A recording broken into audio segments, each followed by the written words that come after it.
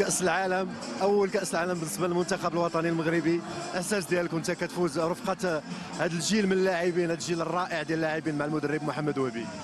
اخويا اول حاجه بسم الله كنبغي نشكروا الله سبحانه وتعالى على هذه النعمه اللي عطانا على هذا لاكوب. الحمد لله انا فرحان بزاف.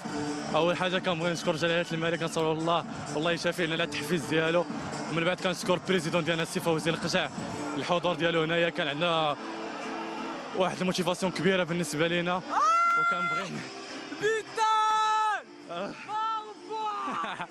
وكنبغي كنبغي نشكر السي وهبي على هذه الخدمه الكبيره والستاف ديالو اللي صاروا علينا.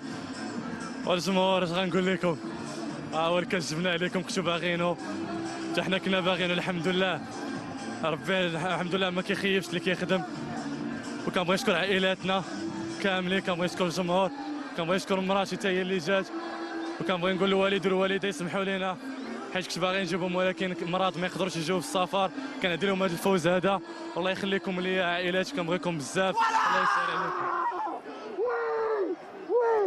وديما مغرب قلتها من الاول ما كنخافوا من فرقه فيهم الهضره بزاف. جينا الماتش كليناهم. الله يحفظك. تصريح جميل للزبيري واحد من نجوم المنتخب المغربي.